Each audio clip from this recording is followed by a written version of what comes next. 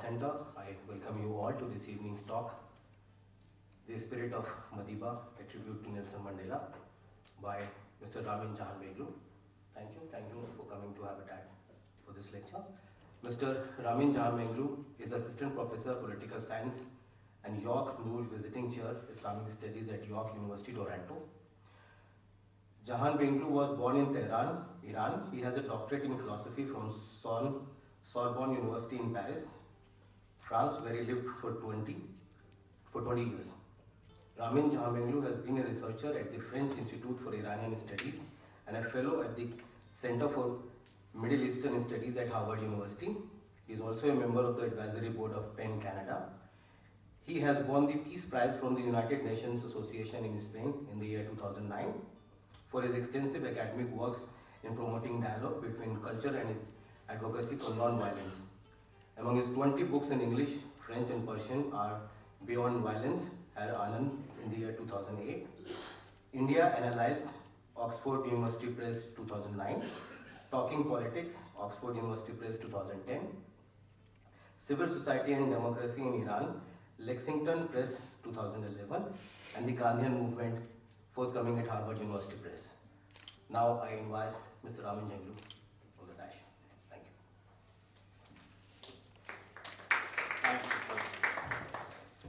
Well, ladies and gentlemen, let me start by expressing my gratitude to the Habitat Center and especially to Raj Liverhan, and thank you for the introduction.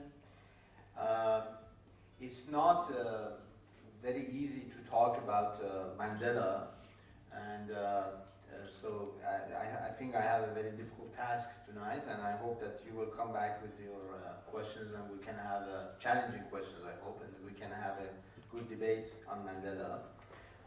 Why is it so difficult to talk about Mandela, despite the fact that it was we had the coverage after his death by the media around the world?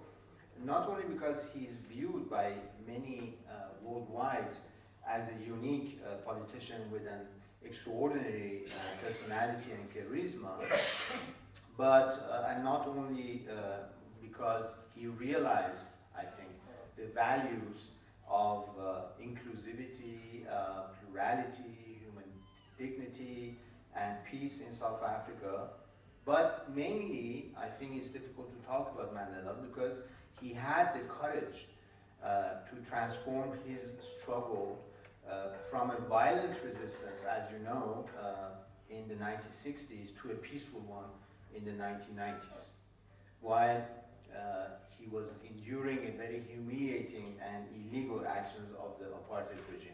So I think it's very difficult, and we know that in politics, not every politician is very courageous of their words and their actions, and certainly and especially it's very difficult for politicians to change. We can see that very easily with the BJP and the Congress Party here in India.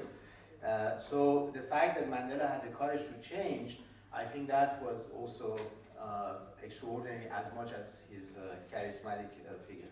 Now, exactly 50 years ago, in 1964, as you know, Nelson Mandela arrived on Robben Island when he had to spend 18 years of his 27 years in prison on Robben Island. He was confined to a small cell. He was forced to do hard labor. He was allowed one visitor a year, only for 30 minutes, and he could write and receive only one letter every 6 months. So very difficult situation. And I can tell you, as somebody who has been in jail for a short while, actually, only 125 days of solitary confinement, I know that 27 years of jail, that should be practically impossible. But despite all these sufferings, Robben Island became a confinement which transformed Mandela. I think that the period of incubation of Mandela does not necessarily go back to the 1950s when he and Sisulu and Oliver Tambo and others, they formed the ANC, they wrote the Freedom Charter of Africa, South Africa, and he was functioning as a lawyer, as you know, and later on as the head of the spear of the nation. The real change actually came when he was in prison.